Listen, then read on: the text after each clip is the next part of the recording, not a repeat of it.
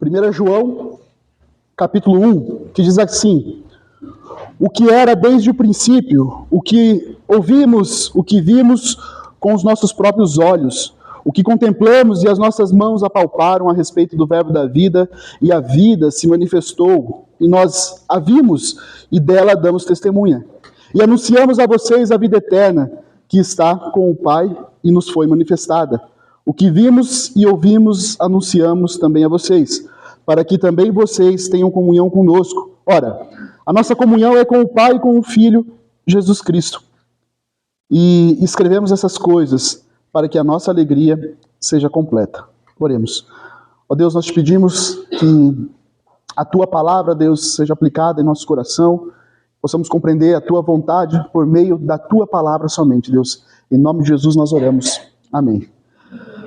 Meus irmãos, nós finalizamos então a epístola de Paulo aos Filipenses, e agora nós damos início a uma nova epístola, a epístola de João, a primeira carta, a primeira epístola de João. Por que é considerada epístola e não carta, né? Tem alguns motivos específicos, embora eu não gosto muito de fazer essas diferenças, mas a epístola, normalmente, ela não é direcionada a um grupo, né? E essa carta aqui, essa epístola de João, ela não está sendo direcionada a um determinado grupo. Provavelmente João estava escrevendo para as igrejas, talvez em Éfeso, né? Mas também as igrejas para onde passasse essa epístola. Mas nós então fazemos essa introdução, vou fazer essa introdução a respeito da carta de João, para quê? Eu não faço somente por fazer, mas para que você se interesse em fazer a leitura da palavra de Deus também durante a semana, estudar essa carta. Então você pode ler ela rapidamente, ela é uma carta bem curta, né, e bem direta, e é importante você fazer essa leitura também para que nos dias de domingo aqui, quando nós estivermos cultuando ao Senhor, estudarmos ela, você já veio com essa bagagem de conhecimento a respeito da palavra de Deus. Mas eu quero fazer alguma introdução aqui a respeito das diferenças, por exemplo, dessa carta para as cartas de Paulo, né, que nós viemos há um bom tempo nós estávamos estudando a respeito das epístolas de Paulo. Paulo, ele tem uma estrutura de carta, né? Normalmente ele começa com saudação, fazendo ação de graça, fazendo o momento de exortação e depois finalizando com saudação. Praticamente todas as cartas de Paulo são dessa forma, já de João não é. João, ele não tem uma estrutura de tema. Ele não começa fazendo uma saudação, ele já inicia de forma direta. A estrutura de João ela é completamente diferente da de Paulo. Por exemplo, Paulo, ele direciona também. A maioria das cartas de Paulo são direcionadas a alguém, a alguma igreja, a alguma pessoa específica, mas João não faz esse direcionamento específico para uma igreja, né? Outro aspecto diferente da carta de Paulo é que Paulo traz toda uma situação, toda uma argumentação, às vezes, para defender um ponto.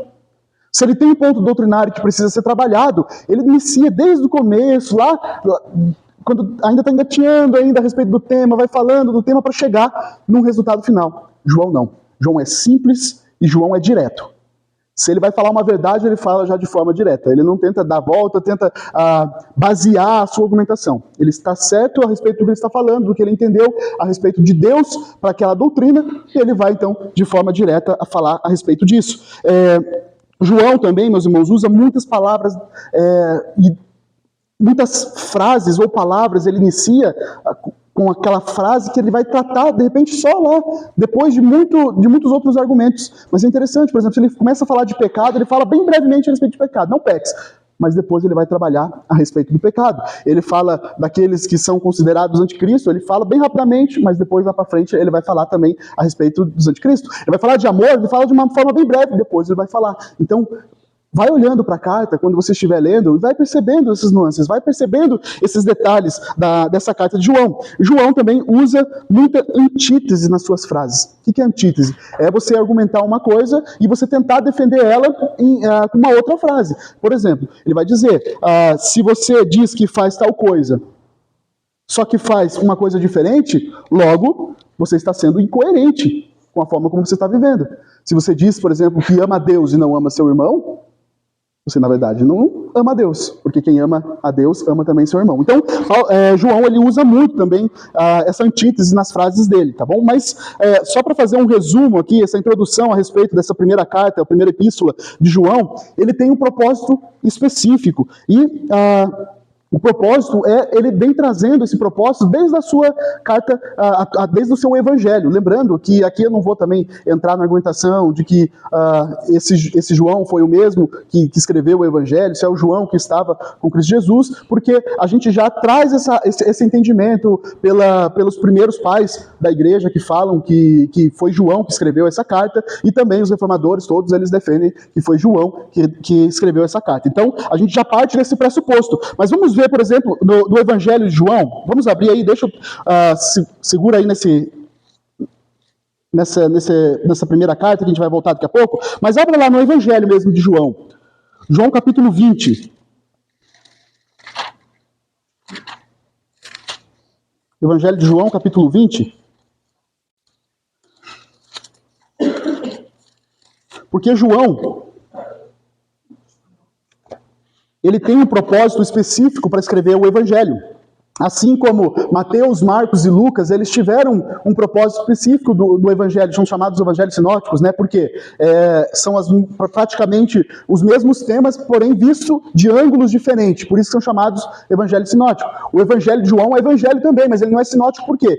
Praticamente 90% do que está escrito no Evangelho de João você não vê nas outras cartas, né? E João traz de uma forma mais teológica. Mas, por exemplo, Mateus, Marcos e Lucas, um vai defender a respeito desse Jesus, que ele é o Messias, ele quer levar para os judeus esse Jesus Messias, e por isso que as características do Evangelho é justamente mostrando esse Jesus que veio, que estava sendo anunciado há muito tempo, e ele veio, ele é o Messias. Outro vai dizer desse Jesus servo, aquele que não veio para julgar, mas veio para servir. E Lucas, por exemplo, vai dizer de Jesus como homem, né? Então, como ele está escrevendo para os gregos, principalmente, para os gregos, para os judeus, ele quer mostrar que Jesus, ele é homem, filho de Deus, homem que habitou entre nós. Mas João, ele tem também ele tem um direcionamento específico, que nós encontramos aqui no capítulo 20, do verso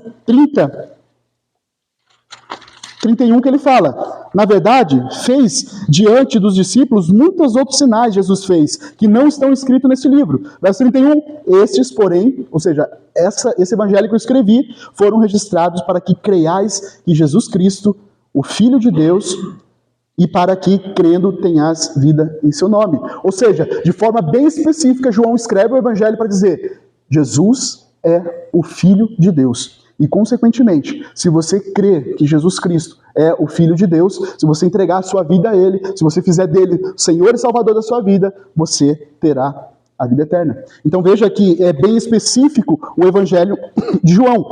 E agora, a carta de João também, a epístola de João, ela é bem específica. Vamos ir um pouquinho para frente, ali em 1 João capítulo 5, do verso 13 ao 14...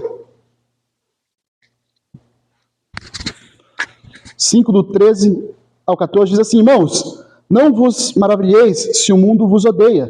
Nós sabemos que já passamos da morte para a vida, porque amamos os irmãos, aqueles que não amam permanece na morte. Então veja que... É o capítulo 5, gente.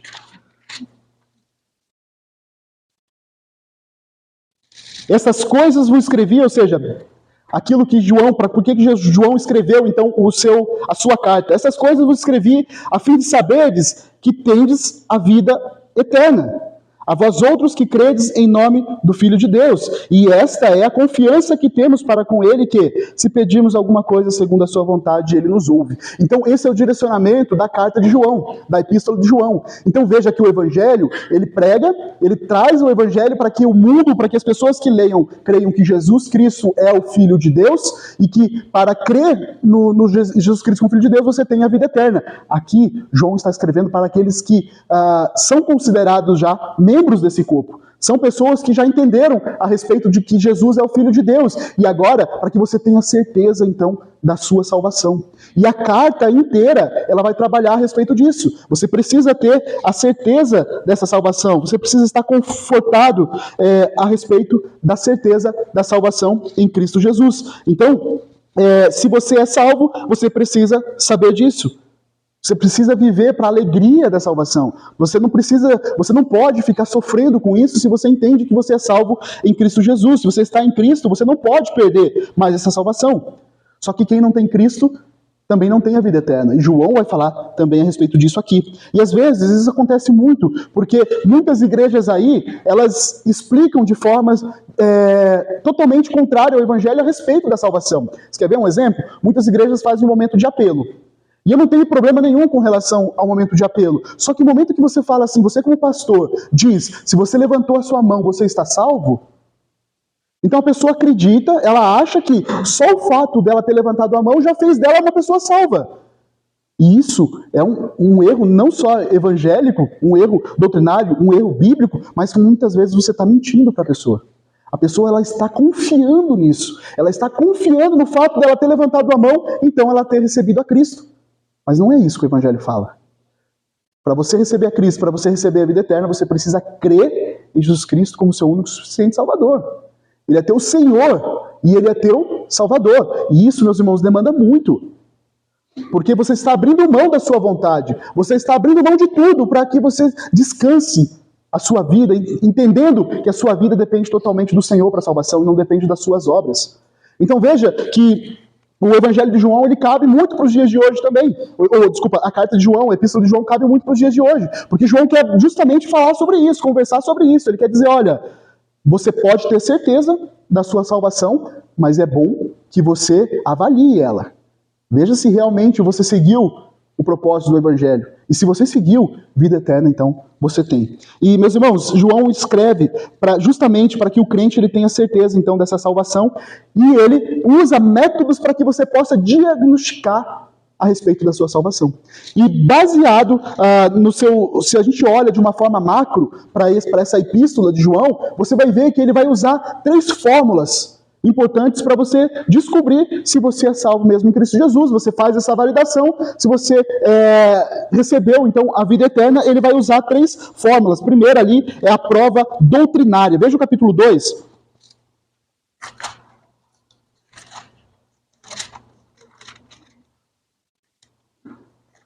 Capítulo 2, verso 22. Ele fala muito, ele trabalha muito essa questão de verdade e mentira. Tá bom? Sempre considerando que a mentira vem do diabo, né? E a verdade são aqueles que são de Deus. E olha o que ele diz, então, no verso 22 do capítulo 2. Quem é o mentiroso, senão aquele que nega a Jesus, que Jesus é o Cristo? Esse é o anticristo que nega o Pai e o Filho. Ou seja, muitas vezes a gente acha, né, que o nome registrado de Jesus é Jesus Cristo. Mas não, ele é Jesus e o seu atributo é Cristo. Né? Ele é o Cristo esperado, ele é o Messias esperado. E aqui João ele está dizendo, aquele que nega que Jesus é o Cristo, esse é o mentiroso. Né? Então é importante a gente fazer essa avaliação, até porque se a gente entende que ele é o Cristo, que ele é o Filho de Deus, que ele veio para salvar o mundo, a gente já pode passar por esse filtro e dizer assim, eu creio. E mais uma vez, meus irmãos, o crer não é apenas da boca para fora. O crer é você dedicar, você debruçar a sua vida sobre essa certeza de que Cristo é o Senhor. Isso aqui, a gente pode falar muito mais para frente, mas fazer de Cristo o Senhor da sua vida já tem umas implicações muito sérias. Por exemplo, o Novo Testamento entende muito o que é fazer alguém Senhor da sua vida. Significa que você é escravo, que você não faz mais a sua vontade, mas faz a vontade daquele que é o teu Senhor. Então, se Jesus Cristo é o Senhor da sua vida, não é mais a sua vontade que prevalece, mas é a vontade do Senhor Jesus. Se Jesus Cristo é o Salvador da sua vida, significa que não tem mais nada, não tem coisa alguma que pode fazer salvar, somente Jesus. Não é pelas obras, não é pelo teu mérito que você acha que você tem, não é por nada em você que Jesus olhou para você e disse, você vai ser salvo. Não. É pelo mérito de Jesus, então, que nós obtemos a salvação. Por isso que essa prova doutrinária cabe muito aqui, e essa epístola de João, ele vai passar por esse caminho aqui, e você pode fazer essa avaliação a respeito da sua salvação, considerando essa prova doutrinária. Mas também tem a prova social. Veja o capítulo 4, verso 20. Se alguém disser, amo a Deus e odiar o seu irmão, o que ele é? Mentiroso. Pois aquele que não ama o seu irmão, a quem vê, não pode amar a Deus, a quem não vê. Então, essa prova social, ela é muito importante para a gente fazer esse filtro também. Porque não é só o fato de amar o irmão, mas se você ama a Deus, consequentemente você vai amar seu irmão. E se você ama seu irmão, nem sempre você ama a Deus. Muita gente acaba amando as pessoas aí, porque meu pai, minha mãe, uma pessoa que está próxima, mas não necessariamente é de Deus. Mas ele está dizendo aqui, aquele que é de Deus tem que amar o seu irmão. Então essa é uma prova que precisa ser analisada também em nossas vidas. E a prova moral, vamos voltar ali para o capítulo 2. Verso 4, que diz, aquele que diz, eu conheço, e não guarda os seus mandamentos, é o quê? Mentiroso. Mais uma vez usando esse termo. E nele não está o quê? A verdade. Meus irmãos, logo se não está a verdade, Cristo não está nele, né? Então você tem essas três formas de teste para você saber se você é crente em Cristo Jesus, se você tem a vida eterna. E João, ele vai trabalhar com essas três formas do começo ao fim da sua epístola. Então, quando você estiver lendo ela, você pode olhar que o tempo todo João vai trabalhar com essa estrutura a respeito da salvação. E, meus irmãos, então, esse é o propósito da carta, né? Ela foi escrita justamente para confirmar a salvação e também para garantir que você não está numa segurança falsa a respeito da salvação, tá bom? Então é preciso muito coragem para ler essa carta, e eu acho que muita coragem também para expô-la, porque expor essas verdades muitas vezes vai ferir o nosso coração, e é bom que fira mesmo, porque a palavra de Deus vem como uma espada, né, para acabar com os nossos conceitos, com aquilo que a gente acha que é verdade, e a palavra de Deus está acima de tudo isso. Então vamos, meus irmãos, quero fazer hoje, vai ser mais curto essa exposição, vamos até o versículo 4, então volte aí desde do versículo 1, que João, ele faz esse início, ele pula aquela questão da salvação, como eu disse para os irmãos a respeito do que Paulo fazia. Aqui João não faz, ele já vai diretamente para a realidade da encarnação em Cristo. Alguém que viu, alguém que tocou em Jesus, e João vai ensinar justamente aquilo que ele ouviu, aquilo que ele aprendeu com Jesus Cristo. E aí ele diz, o que era desde o princípio. Olha que importante isso aqui, meus irmãos, a gente já partir desse entendimento. Ou seja, não é aquele que começou a ser, aquele que passou a existir. Não, ele estava desde o princípio. E o princípio é o quê? É quando nada ainda existia. Quando nada ainda tinha sido criado. No princípio, esse verbo, esse Cristo já estava lá. Ou seja, Jesus Cristo, ele não foi criado. Jesus Cristo não passou a existir. Ele sempre existiu e estava desde o princípio. Então ele está falando aqui dessa pré-existência do verbo, da eternidade. Lembre, meus irmãos, o que é a eternidade? A eternidade é onde não existe tempo. O tempo também é algo criado. Esse Cronos, que nós olhamos para o relógio, ele foi criado também por Deus. Mas na eternidade não tem tempo. Eu gosto muito daquela analogia de que se você tem 1 bilhão de anos, e você tira um dia de 1 milhão de anos, ele deixa de ser 1 milhão de anos. Mas se você tira 1 bilhão de anos de uma eternidade, ela não deixa de ser eternidade. Então Jesus estava ali desde a eternidade, ele estava na eternidade, ele era o princípio. Quando ainda nada existia, ali estava Jesus. E se você quiser mais saber disso, você pode ver lá no começo do Evangelho de João, quando ele vai falar o verbo, né, estava com Deus, o verbo era Deus e ele veio e habitou entre nós. Mas, meus irmãos, essa ideia de princípio aqui que João está usando, ela tem um significado no grego de essencial. E o mundo filosófico, ele buscava justamente esse princípio naquela época. Os gregos naquela época, era o ápice da filosofia, ali eles estavam buscando justamente esse princípio. Eles estavam buscando isso que era o essencial, da onde nós viemos, para onde nós vamos. E a filosofia grega buscava justamente esse princípio racional, esse princípio que para eles era impessoal, era o chamado logos, aquele que governava o destino dos homens, aquele que governava o início de todas as coisas existiam por esse princípio, e ninguém conseguia descobrir esse princípio. Ninguém conseguia chegar nesse princípio, ninguém conseguia chegar nessa essência, só que João vem e faz uma ruptura aqui. Ele vai dizer, esse princípio, esse logos, esse verbo, é Jesus Cristo. É nele que todas as coisas existem. É ele que é o início, ele é o princípio, ele é a essência de todas as coisas. Então João está dizendo que Jesus estava lá, estava nesse princípio, e ele era o princípio, ele era esse logos.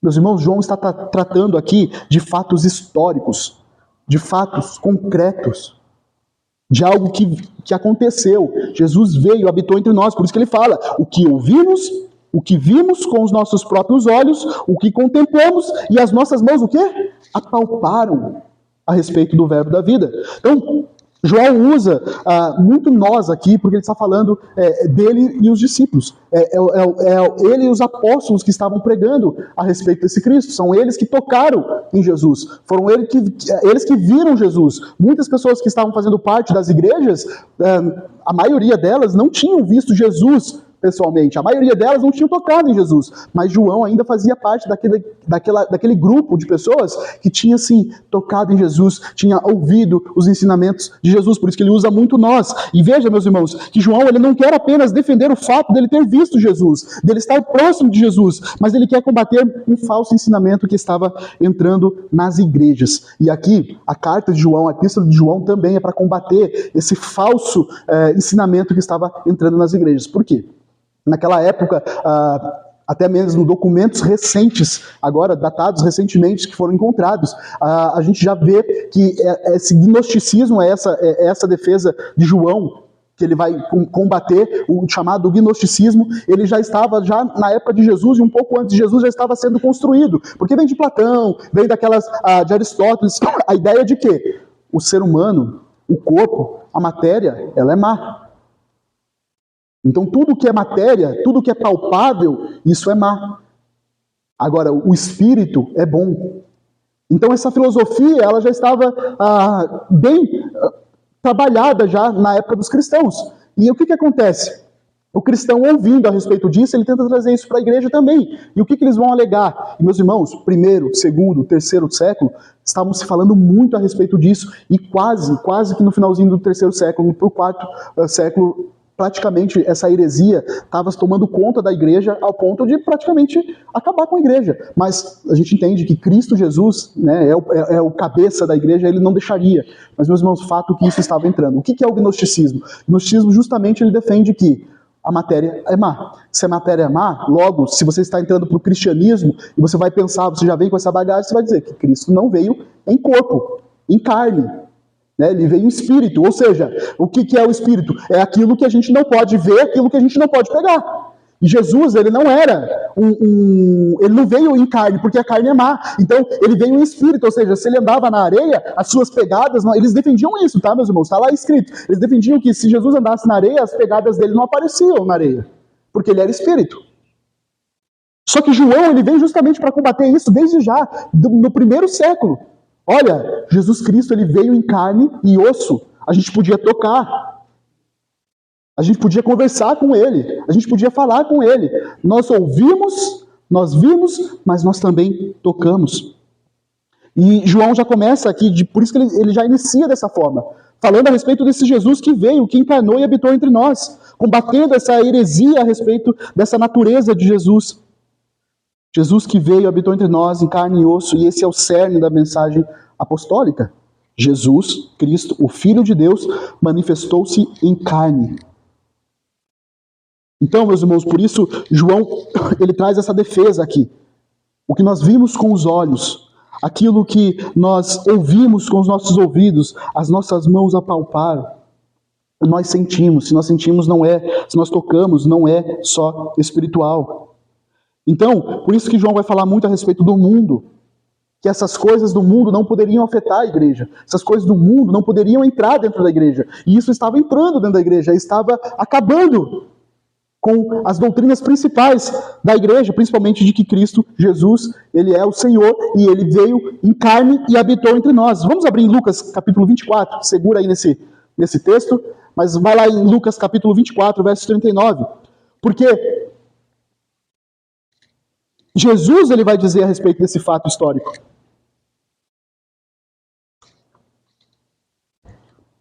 Às vezes eu fico perguntando como é que o cristão ainda deixava alguma coisa passar ainda a respeito disso.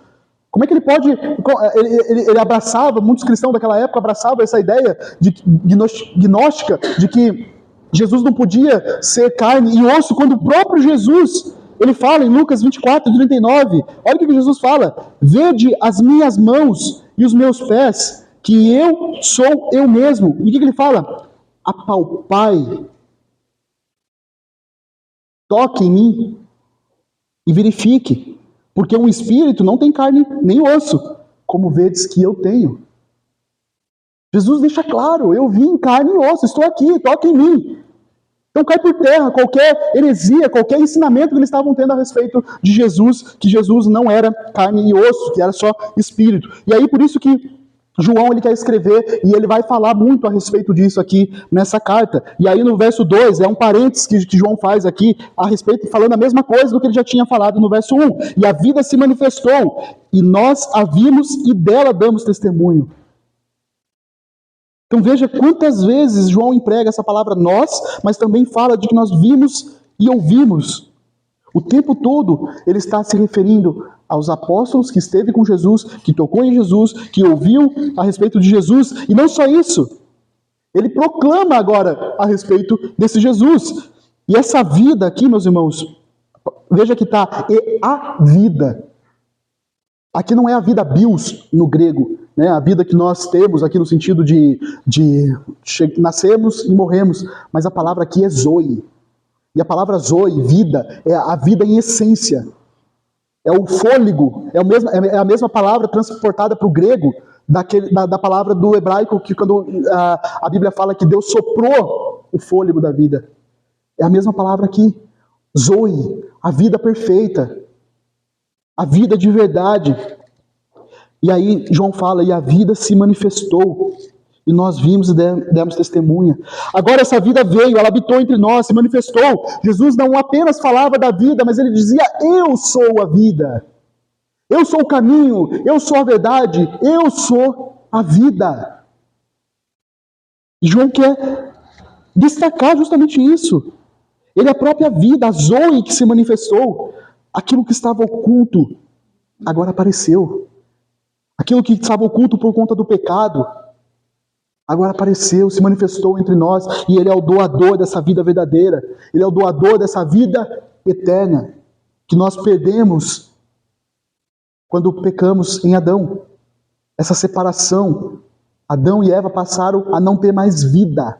Essa vida verdadeira, essa vida zoe, que foi perdida em Adão e Eva. E ele diz, dessa vida nós vimos e dela damos testemunho, e anunciamos a vocês a vida eterna, que estava com o Pai e nos foi manifestada.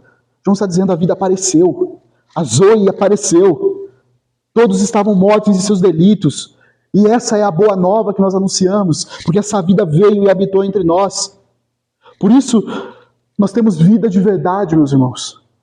Porque nós temos Cristo Jesus, nós temos essa vida, essa zoe, que nós teremos no corpo glorificado, a vida eterna, a vida perfeita, que já começa aqui. A vida em Cristo Jesus em nós. Por meio dele, tudo existe. E aí depois desse parênteses aqui, então, que João faz, e fala novamente, ele volta a esse argumento que ele iniciou ali no verso 1, e ele faz um alerta aqui importantíssimo do que é necessário para os crentes. É importante que eles entendam, é importante que os crentes entendam a respeito da doutrina verdadeira. É importante que os crentes entendam e defendam a verdade revelada. Por quê? Porque só pode ter comunhão com verdade aquilo que é verdade. Não existe comunhão de verdade com a mentira. Não existe comunhão da verdade com a falsidade. Da doutrina verdadeira com a doutrina falsa. Por isso que João diz aqui no verso 3, o que vimos e ouvimos mais uma vez, anunciamos também a vocês. Ou seja, anunciamos, proclamamos, ensinamos. Veja essa repetição o tempo todo, porque ele quer enfatizar que ele ouviu do próprio Jesus a respeito desses temas. Ele ouviu diretamente do Mestre. Por isso, meus irmãos, que nós falamos que a igreja ela está debaixo da doutrina dos apóstolos. Porque os apóstolos tiveram Jesus como seu mestre, diretamente como seu mestre. E aquilo que eles ensinaram é aquilo que Jesus falou. É aquilo que Jesus ensinou. Então por isso nós estamos pautados nas doutrinas dos apóstolos. A palavra de Deus é justamente, o Novo Testamento, os ensinamentos dos apóstolos de Jesus. Aquilo que Jesus ensinou. E por isso que João está dizendo aqui, aquilo que nós ouvimos, nós também anunciamos a vocês. E o propósito é esse.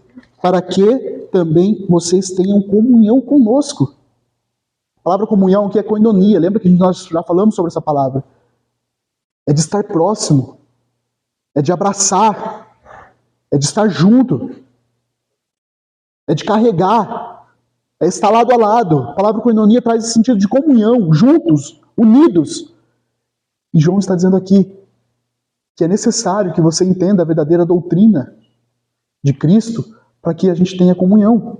Então, se há entre nós pessoas que estão defendendo um outro evangelho, não há comunhão. Se há igrejas que não estão pregando o verdadeiro evangelho, que comunhão nós temos? Nós precisamos dessa comunhão, e essa comunhão, ela inicia no evangelho de Cristo, no ensinamento de Cristo, nas palavras de Cristo. Se há alguém entre vocês que está pregando um outro evangelho que não é esse, que seja anátema, ou seja, que seja amaldiçoado. Esse não faz parte do reino de Deus. Por isso, meus irmãos, a doutrina ela é muito importante. E a doutrina que nós nos baseamos é a doutrina dos apóstolos, na doutrina da palavra de Deus, a doutrina do evangelho de Cristo. Para que também vocês tenham comunhão conosco. Não há comunhão entre trevas e luz. Os ensinamentos falsos não podem caminhar com a verdade. Você não pode considerar irmão aquele que prega outro evangelho. Não há comunhão com igrejas que corrompem o evangelho, que pregam tudo aquilo que não está no evangelho de Cristo. E veja por quê, meus irmãos. João diz, ora, a nossa comunhão é com o Pai e com o seu Filho Jesus Cristo. João está dizendo aqui, eu escrevo para que vocês tenham comunhão conosco, porque a nossa comunhão é com o Pai. A nossa comunhão é com Cristo Jesus. Não tem comunhão fora de Cristo. A nossa comunhão está pautada nos ensinamentos de Cristo, naquilo que Ele nos ensinou. É por meio de Jesus que nós somos um corpo. É por meio de Jesus que Ele é o cabeça da igreja. Se você não está debaixo de Cristo e dos seus ensinamentos, você está fora desse corpo. Você está fora dessa comunhão. Ele é o elo que liga a igreja. E tem gente, sim, que está dentro da igreja e muitas vezes está fora dessa comunhão. Porque está defendendo e abraçando outro evangelho que não é o evangelho de Cristo. Verso 4, para encerrar. E escrevemos essas coisas para que a nossa alegria seja completa. Talvez algumas versões aí estão dizendo a vossa, mas a tradução correta no grego é a nossa alegria. Por quê? Porque o apóstolo João está falando justamente que é importante que vocês entendam a respeito da doutrina do que Cristo ensinou. Nós estivemos com Ele, nós ouvimos dele. O que nós estamos repassando aqui é o que nós ouvimos diretamente dele. Não teve intermediário, não. Jesus nos ensinou a respeito disso. E é importante que vocês entendam, vocês defendam, vocês proclamem, vocês abracem essa doutrina, porque essa doutrina, quem defende, quem abraça ela, está em comunhão com Cristo, com o Pai, com o Filho. E é importante que vocês entendam para que a nossa alegria seja completa, para que a alegria de vocês seja completa, para que a nossa alegria seja completa e a gente veja que vocês estão vivendo de acordo com o Evangelho. Meus irmãos, a nossa alegria ela só pode ser completa se ela está debaixo do Evangelho verdadeiro.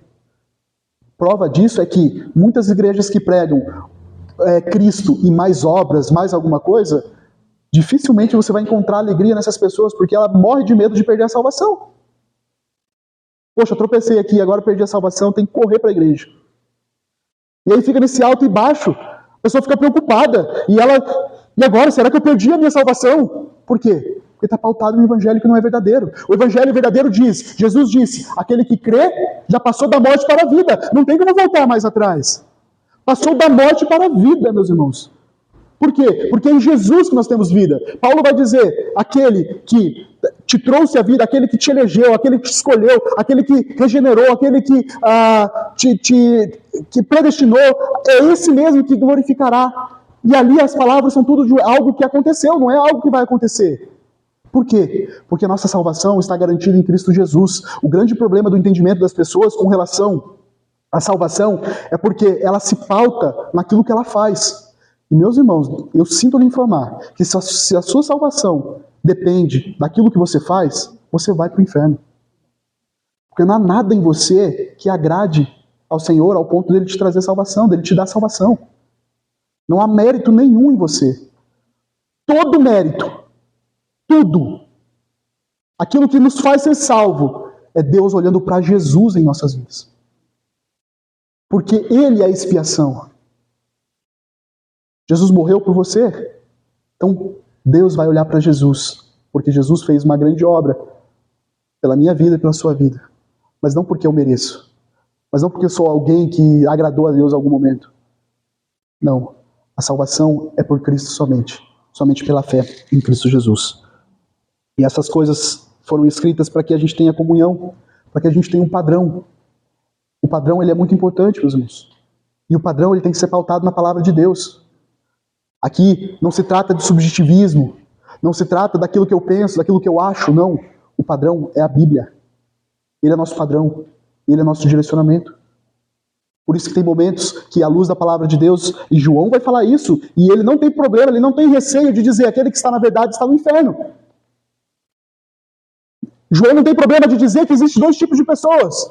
Aquela que é filho de Deus e aquela que é filho do diabo. E ele fala de forma direta isso. A gente que fica medindo palavras muitas vezes. Mas a palavra de Deus ela é de forma direta, porque é perigoso, o pecado é perigoso. Se você não está em Cristo, a qualquer momento que você morrer, você não terá essa vida eterna com Cristo. Se você não entregar a sua vida, fazer de Jesus o Senhor e Salvador da sua vida. Meus irmãos, essa geração de apóstolos e testemunhas oculares que tocaram em Jesus, que estavam perto de Jesus, ela terminou no primeiro século. Por isso que nós entendemos que hoje não existe mais apóstolos. Porque os apóstolos viram Jesus, estiveram com Jesus, ou estavam muito próximos daqueles que estavam com Jesus. Esses eram considerados apóstolos. Nós estamos a 2000 anos de distância. Certamente, deveria ser maravilhoso conversar com aqueles que viram Jesus, com aqueles que tocaram Jesus. Mas e nós? E agora? 2000 anos depois? Como é que fica? Queria que vocês abrissem a Bíblia de vocês em João, próprio João, Evangelho de João, capítulo 20. Porque, meus irmãos, nós estamos distantes, sim. Nós estamos há muitos anos distante da vida de Jesus, do dia que Jesus veio. Só que nós temos a palavra de Deus, que nos aproxima de Jesus. Que nos aproxima do ensinamento, dos ensinamentos de Jesus. Que nos faz estar próximo de Cristo, dos seus ensinamentos, daquilo que Ele falou. E nós devemos nos alegrar com o que Jesus disse a Tomé. Porque lembra que Tomé queria ver a Cristo? Falou assim, não, se Jesus ressuscitou mesmo, Ele tem que aparecer, eu tenho que tocar nele. Eu tenho que ver Ele. E o que Jesus fala? Jesus aparece para Tomé, pede para Tomé tocar nas suas mãos, e Tomé toca, mas o que Ele diz? João capítulo 20, verso 29. Bem-aventurados os que não viram e o quê? Creram. Jesus está dizendo, é muito mais ainda abençoado e abençoador aqueles que não viram, mas que creram naquele que veio e habitou entre nós. Então, meus irmãos, nós não vemos Jesus fisicamente, mas nós temos comunhão com Ele, com a Sua palavra, os seus ensinamentos. Ele está perto de nós, Ele nos ouve, nós cremos que Ele é o Filho de Deus, e essa comunhão com Jesus depende sim daquilo que nós cremos, daquilo que a gente sabe que é verdade, daquilo que nós defendemos como verdade. Depende disso. Depende da doutrina correta, depende do evangelho correto, porque se está fora, você não consegue ter comunhão com Cristo. Se há heresias no meio de nós, elas precisam ser desfeitas para que a nossa comunhão seja completa, para que a nossa alegria seja completa. Não há comunhão entre trevas e luz, entre verdade e falsidade. Meus irmãos, João nos mostra que a sã doutrina ela é importante para a igreja, porque ela é a base verdadeira para a verdadeira comunhão. Conhecer bem o ensino da Bíblia, a doutrina dos apóstolos, isso é crucial para a sobrevivência da igreja, para a comunhão da igreja no mundo.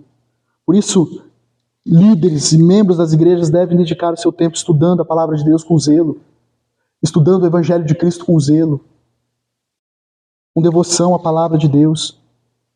A base doutrinária para toda a comunhão verdadeira é a pessoa do Senhor Jesus Cristo. E a única coisa que nós temos a respeito de Jesus é o que está na sua palavra.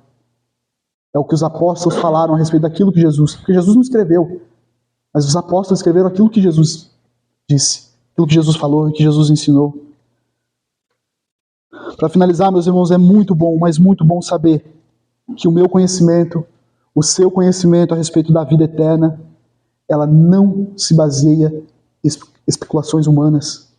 Ela não se baseia no que os filósofos falaram, não se baseia no que os teólogos falam, não se baseia no que o pastor fala. Mas a nossa fé, nossa salvação, a nossa vida eterna, ela é baseada na palavra de Deus. Porque ela é a palavra de Cristo. Ela é o ensinamento de Cristo. Estamos alicerçados no testemunho de homens, sim, que ouviram, tocaram e estiveram com Jesus, que apalparam a palavra eterna, a vida eterna que habitou entre nós. E são as palavras de Cristo que nos garante a respeito da salvação. É a palavra de Cristo que nos garante a respeito da comunhão eterna com Cristo Jesus. Amém? Que a gente ame a palavra de Deus. Que a gente foque a nossa vida nas coisas que a palavra foi revelada. Isso aqui é para mim e para vocês, meus irmãos. O Deuteronômio vai dizer que aquilo que foi revelado é para mim, para você, para os nossos filhos. Para a gente ler, reler, estudar, se dedicar. Aquilo que não foi revelado, olha que importante. Aquilo que não está aqui, se Deus não revelou, não é para a gente ficar buscando. Mas temos tudo isso aqui, para a gente buscar. Muitas pessoas estão buscando fora disso aqui. Estão vivendo as suas vidas pautadas fora disso aqui. Buscando revelações. Buscando a palavra nova. E eu quero te dizer, meus irmãos, porque é comum, pelo menos era muito comum, as pessoas saírem das igrejas e pensarem assim, a palavra não foi para mim hoje. Por quê? Se a pessoa não está pregando o evangelho, se o pastor não está pregando o evangelho, aí, meu irmão, realmente, diga assim, a palavra não foi para mim. Então, se você for numa igreja que não está sendo pregado o evangelho, não está sendo a Bíblia, olha, eu te dou a tranquilidade mesmo de você falar, a palavra não foi para mim hoje. Mas se a igreja pregou o evangelho, pregou a palavra de Deus, não existe um domingo sequer que a palavra não seja para você. Porque é a palavra de Deus, é a palavra de Cristo Jesus para nós. Tudo que está aqui é palavra para nós. Tudo. Então, saia daqui essa manhã entendendo isso. A palavra foi para mim. Ah, eu não compreendi. Mas a palavra foi para mim. Não foi para o meu vizinho, não foi para a pessoa que está do meu lado, a palavra foi para mim. Porque é a palavra de Deus. Amém? Vamos orar?